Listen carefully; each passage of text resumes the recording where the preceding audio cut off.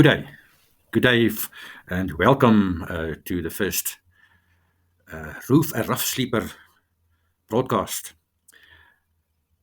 Today, I'm looking at the rich man and Lazarus. It's a wake up call. Today, I want to take you into one of the most piercing parables Jesus ever told.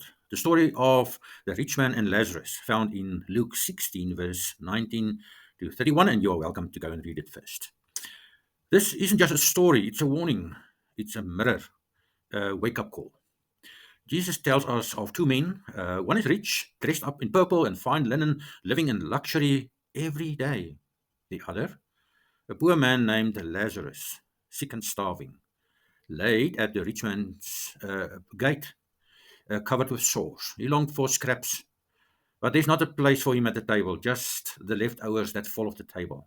And yet, no one gave him anything of these leftovers. In fact, the only attention he received came from dogs who licked his wounds. The rich man had all the comfort in this world: wealth, power, health, prestige. Lazarus has had nothing: no name, recognition, no help, no dignity. But then both die, the surest thing on earth.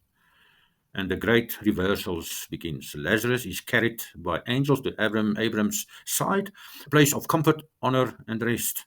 The rich man, he finds himself in torment in Hades, begging for even a drop of water to put it onto his tongue. He cries out, "Father Abraham, send Lazarus to help me." But it's too late. A great chasm separates them, and it cannot be crossed. What was Jesus saying through this parable to us today? Let's break it down. Firstly, Jesus was exposing the hypocrisy of the religious elite churchgoers, particularly the Pharisees, who were known for the love of money while pretending to love God. They were outwardly holy, but inwardly hard hearted. Jesus wasn't impressed by their robes or their rituals, he cares about their hearts. The second thing, he was teaching us about God's justice. Lazarus may have been invisible to the world, but he was never invisible to God. And the rich man, though honored on earth, faced a justice he had ignored. It a reminder that earthly success does not equal eternal reward. The third thing, Jesus was sounding the alarm on the indifference. The rich man didn't abuse Lazarus, he simply ignored him. He looked the other way, and uh, uh, and this neglect has eternal consequences. Jesus is telling us ignoring suffering is not neutral; it is deadly. The fourth thing, this parable teaches us that eternity is real. There is no second chance after death. The rich man begs Abram to send Lazarus back from the dead to warn his brothers. But Abram says, "They have Moses and the prophets. Let them listen." Then comes the haunting line. If they don't listen to scripture, they won't be convinced, even if someone rises from the dead. And Jesus knew he would rise from the dead, and still many would not believe.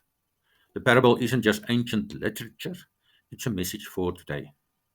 We live in a world where modern Lazaruses lie at our gates: the homeless, the addicted, the abandoned, and the voiceless. Are we just stepping over them, driving past them, scrolling by, turn the other way, trying not to see them?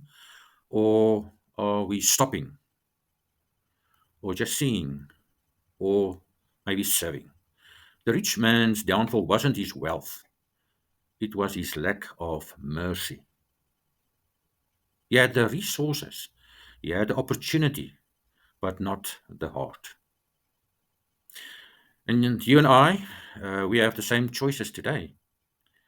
In closing, Jesus told the story not to shame us, but to shake us awake, to call us higher, to invite us into his kingdom values, where the last become first, the poor are lifted up, and love is shown not just in words, but in deeds.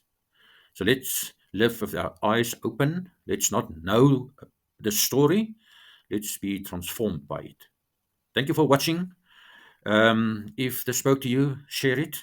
reflect on it, and let it shape how you treat the Lazaruses at your gate. And see you next time for another episode at Roof, a Rough Sleeper.